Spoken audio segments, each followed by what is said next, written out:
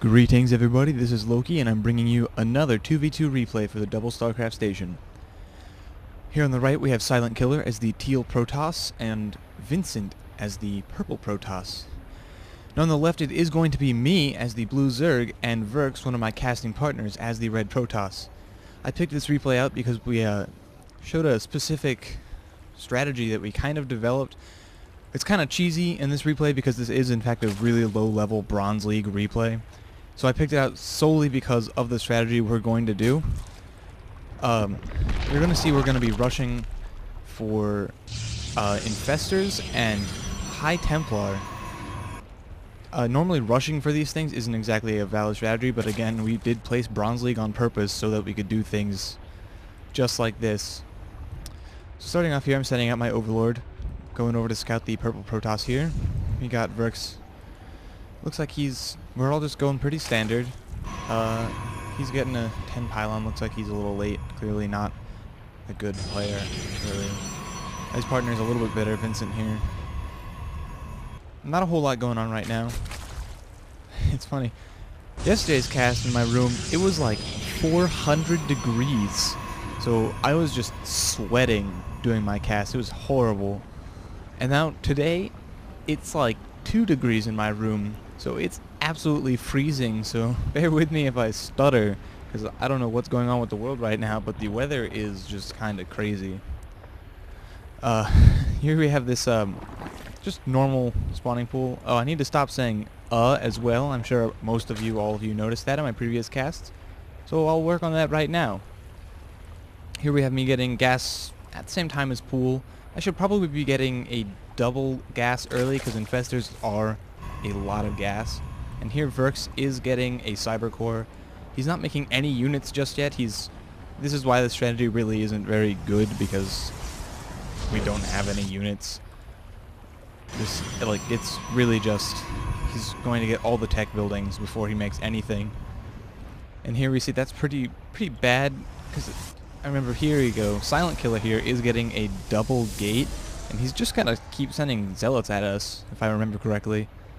Which, if he weren't so bad and behind the times here, he's just building slowly. This would have been really bad news for us. It would have been the bad news bears, because I still don't have, I'm making some Zerglings. I do end up scouting some zealots coming out, so I am going to be able to hold it off, but if they properly executed a 2-gate, we would be totally screwed. Here I did get a fairly fast expansion, around 20 food. That's pretty standard fast, not before the pool, but that's pretty much the next time zone a Zerg player would get an expansion. I'm not quite sure what Vincent is doing. He's got a cyber core, a forge, and a gateway this early, and he doesn't have any units yet either. Looks like he is just going to wall off with photon cannons, which leads me to believe that he is going to be rushing for some kind of air unit. Here we go, Silent Killer sending out 3 zealots. He's chrono boosting out some more. He should probably wait for the next group of zealots. I do believe I have something. These Zerglings are going to the Zelnaga. I'm not sure if they're going to see it.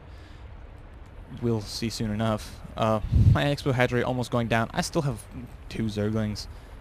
I'm still not sure if I saw them. I don't think I have seen those zealots. I guess this is a different game than I thought it was. We might just end up losing. Wouldn't that be funny? I don't know what he's doing with these zealots. Oh, here I do see them. And right there I do throw down a spine crawler. So I know these zealots are coming, and if I can hold off with these 2 Zerglings and spine crawler, I should actually be making more Zerglings. I'm not. Okay. This might be a bad replay, we'll see. But if I can hold this off, then our strategy, there's not going to really have a whole lot. I mean, he's 2-gating, so he doesn't really have a big economy. His income, he doesn't have 11 harvesters.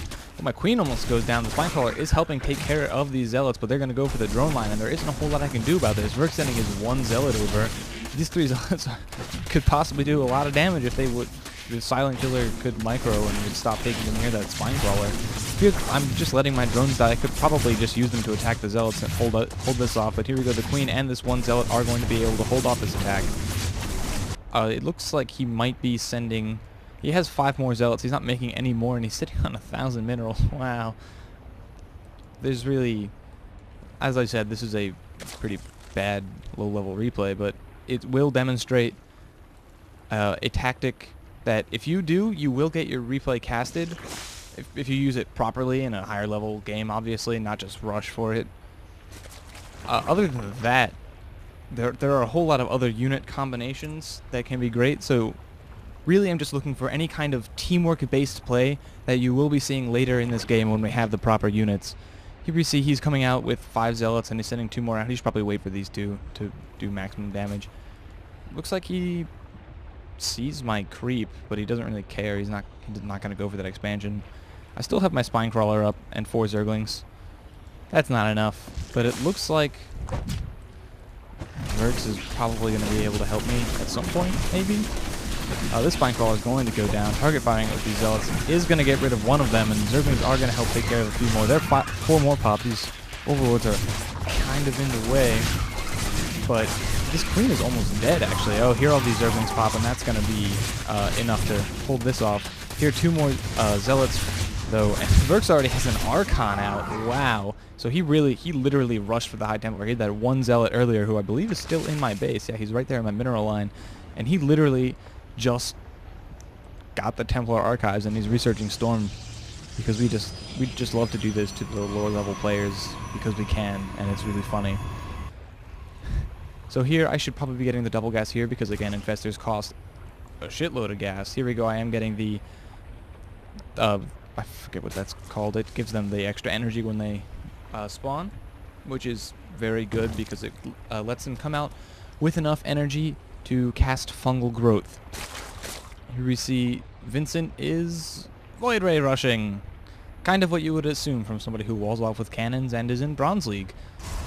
Here we see Silent Killer not doing a whole lot, still making zealots. That's pretty terrible. Like I said, not a good replay. Here my Overlord is just scouting, but it doesn't matter because they don't have anything. These Void Rays could kill it, but they probably won't. I have Speedlings. I don't know what they're gonna do. I mean, there is a lot of zealots here and there are cannons here, so they won't be able to do any damage. I might just leave them out in the front, maybe scout the expansions. Here I do have 5 infestors, and they do have enough for the fungal growth. That is crucial, and here we're moving out with 3 Templar and an Archon, and this will be enough, believe it or not. Just infestors and a couple Templar is plenty to take care of an army like this in a 2v2. It's pretty amazing.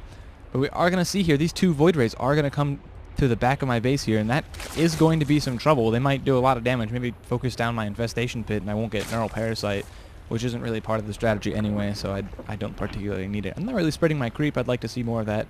Here I do catch the Void Rays, and I'm bringing an Infestor back. One of the great things about Infestors is the fact that when you don't have any other units, they are actually a really good anti-air. It looks like we are pulling back all these Templar Infestors.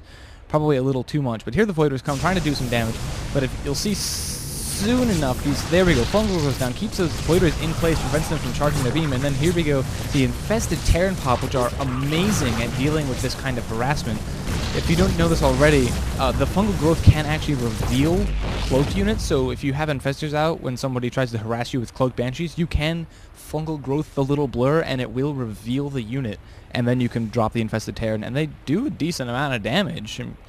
Enough of them, I mean, they only cost, I think, 10 energy, 25 energy. But enough of them can just do a ton of damage to air units, especially when they only have 2 Void Rays or a few Banshee or anything like that. These infestors can just take care of that harassment really easily as long as they're actually in your base. Here these Zerglings are still sitting out there. There's the Scanapede. Verx is still just making some more Templar. There he is, 7 it looks like now. I don't know what happened to his Archon. There's his Archon. And I should probably move out these 8 Infestor. 9 Infestor. That is a lot of Infestors. And it's going to work out perfectly. We really don't even need that many once we attack this front, simply because he doesn't really have that many units and they're all bunched up.